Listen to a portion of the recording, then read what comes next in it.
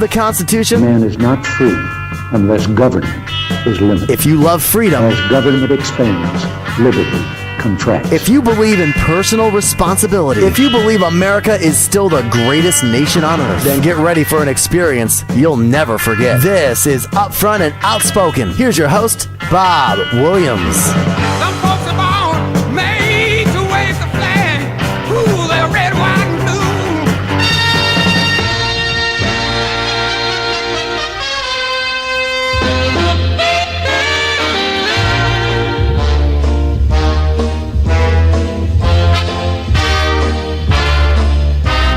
And welcome back. This, of course, is Upfront Outspoken. I'm your host, Bob Williams. Glad to have you along with me on this Friday. Let's take a look at your weather. For today, patchy fog before 10 a.m., otherwise sunny, high near 81 degrees. For tonight, mostly clear, low around 59. And this is going to make Jonathan jealous. I know it already. For tomorrow, sunny, high near 87 degrees. And the reason I mentioned Jonathan, because right now on the phone with me is none other than the host of Passionate Justice, Jonathan Wolfman. Good morning, Jonathan. Welcome to the show. Hey, Bob. Good morning. What a wonderful day here, too, back east here near Washington, D.C., and good morning to all of you out there. Now, Jonathan, I know if you're like me, you're keeping up on what is going on, especially with what we have been discussing for, I'm almost going to say, over a month now. And that is this Ebola situation. And now, Dr. Craig Spencer in New York showed up Ebola positive, even though he is in intensive care at Bellevue. And you had something you wanted to mention about that. Go ahead. Well, it struck me, folks, watching the news conference from Bellevue Hospital last evening from New York, that there seemed to be such a difference between the New York and Texas response. And on my show tomorrow, on Passionate Justice tomorrow at 2 o'clock Central, 3 here in the East, I've got a doctor from Georgia, and he points out something very interesting, that the New York response seems to be, at least, so much more coordinated, so much better than what appears to be, I think at best we can say the Dallas situation with Presbyterian Hospital just seemed like so much fumbling around until they got it right. I mean, they sent that first fellow home. They had the stories of feces piled to the ceiling. Who knows? Obviously, that's an exaggeration, but they clearly screwed up. But here's the thing that my guest tomorrow, a guy called Dr. Rodney Rowe, who is as I say, a physician in a little town in northeast Georgia, he says that when you have public health entities like the federal government, the Center for Disease Control, trying to get a grip on a situation with a purely private hospital like Texas Presbyterian, the proprietary hospitals want to show that they're better often than anything the government can tell them to do. And even though they didn't mean to screw up, no one's suggesting that Texas Pres meant to mess up, but they were very slow, Dr. Rowe is telling me, in responding to the warnings that came months ago from the federal government. And then when that fellow walked in, they were just bloody well unprepared. And he says a lot of that screw-up has to do with the mindset that, well, okay, yeah, we got to listen to the federal government, but we're going to arrive at the 11th hour listening to the federal and state officials. Now, whether Dr. Rowe, my guy tomorrow, whether he's right, I'm not a doctor, and I'm certainly not in the public health business, but it's something to consider.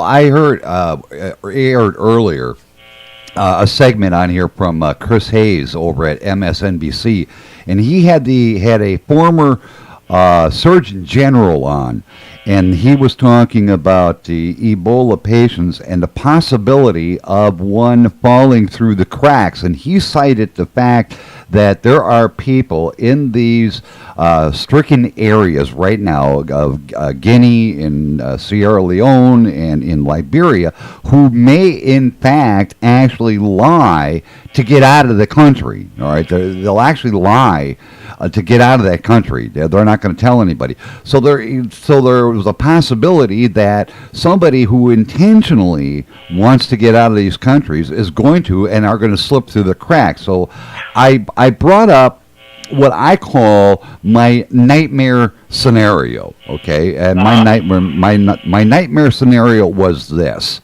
is what if, even though, like you said, your doctor was saying that a lot of these small hospitals are now getting, the wake-up call, but my nightmare scenario was, what if this one individual who has every intent to harm the United States comes here into the United States, let's say, for example, lands in at LAX. Where do you think the most likely target would be for him to allow people to have full exposure to the Ebola virus? Now think about that for a second, and then give me your response. Where do you think would be the likeliest spot for him to actually inject a large quantity of people very shortly? Well, I mean, it seems to me that if you are someone who figures that he can infect others, and if you want to do it knowing that it's not airborne, knowing that, you have to, you'll excuse me guys out there, but you got to throw up or something like that, or sneeze on people, that kind of thing. And if you want the maximum effect, you want to, I guess, deal with people whose immune systems may already be somewhat compromised. So if it were me, and God knows I would never do this, and nor would Bob or I recommend this, but you would go to a hospital ER, or you would go to a hospital waiting room, because people there are already not in peak shape. You don't go to a tennis court where everybody's in peak shape. Okay, here's my question for you. How about back in Wisconsin, we have an area we call Bum's Jungle. That's where homeless people go. What about something like that? Going into an area where... Well, you're really saying the same thing in a slightly different way, but in an even more powerful way, Bob, than I just did. Because clearly, folks, one of the things we know about homeless communities is that they are like people in hospital waiting rooms, but even more so, they are almost certainly more open to infection, given the fact that they get health care so sporadically. They live outside, many of them, for too long in bad weather. Yeah, that would be an absolute way to do something like that. And the other thing I brought up about that whole scenario is these people, the homeless people, if they're, have some sort of other mental issue, will go through a dead person's belongings, go through it all. So here, they're automatically, if this guy's already dead, okay, he's dead, we know the Ebola virus remains in the body for some time, they're going to be going rummaging through his pockets, they're going to be rummaging through this, they're going to be stepping on this guy, they're going to be touching this guy, not realizing, hey, this guy died of Ebola. Well, and not only that, but what Bob's bringing up, people, think about it. I mean, the scenario may sound far-fetched to you, but just ask yourself, how far-fetched is it? Because we know that some of the infection, in fact, a good deal of the infection in West Africa had to do with people not realizing that when they're burying their dead, they are leaving themselves even more wide open for the infection themselves. Exactly. Exactly. And, I don't like looking at the apocalypse per se, but as a journalist, I have to leave my mind open to a vast array of possibilities, what ifs, the what if scenario, if this would actually happen. And from when I heard Chris Hayes talking to this former Surgeon General, my mind went, oh my God, what if? And I just had to kind of toss that out there today, to get your opinion about what if. We've been, I think that's right, and I think that the what if that is in the back of everyone's mind who knows anything about science is even a step further, and that is, God forbid, the virus itself should transform into something airborne. Right. At that point, and I'm not saying it will, and the likelihood is that it will not, but we know that viruses can, on occasion, transform themselves, because what's their job? Their job is to survive. Right, and just like my job and your job and everybody's job out there, our job is to do what we can to survive and continue. If the darn thing became airborne, all bets are off. Oh yeah, exactly. The thing is, when you brought that up, okay, here's something else that I aired earlier this week. In regards to this Ebola situation and the fact of the sequestration already in effect, what is going on currently because of the Ebola is that research money that would have gone to a project, and this is because of the sequestration, is now being diverted to combat the ongoing Ebola situation. So my concern is, what were they developing that could have had a greater impact on humanity in order to divert that money to combating the Ebola? And I mean, one of the things that I have heard one of the CDC, the Centers for Disease Control fellows say is that when the sequestration happened in 2011, monies were severely cut, and some of the monies that were severely cut were cut in the quest for a vaccination for Ebola, like we have vaccinations for flu, which is another virus, your basic everyday flu. Well, the point is, of course, if they were faced with dramatic budget cuts, then they look at each other and they say, okay, well, what is it that we sequester? Well, we haven't had an Ebola outbreak here, so I guess that can be on the chopping block, and that's only 3 years ago, people. Yeah, 3 years ago, and now look where we are today. It does make me wonder. Penny wise, pound foolish. Yeah, exactly, and we're the American people. We are feeling the brunt of these cuts that were made mandatory by our government, and now many on Capitol Hill are now calling for an outright ban of all flights or anyone that has been in those areas. And we've heard President Obama say, well, no, that's not the way to handle this situation. What do you think would be the most appropriate way to handle this? Now, mind you, there are now only 5 airports here in the United States that are allowing such flights in. But, we're talking other flights where there have been people on them that have come from these areas. What do you think would be the best way to curtail any possible further spread of this thing here in the States? Well, I feel that you and I are like a comedy duo, because I think you've just been the straight man who's given me a great line. I could easily say, well, let's ban all flights in and out of Texas. I mean, the point is, obviously we don't want to do that, but the point is, there are not many science people who say that banning flights, and frankly, there are no flights. I know I've heard congressmen say there are, but in fact, there are no flights. and there haven't been flights coming from those three infected countries.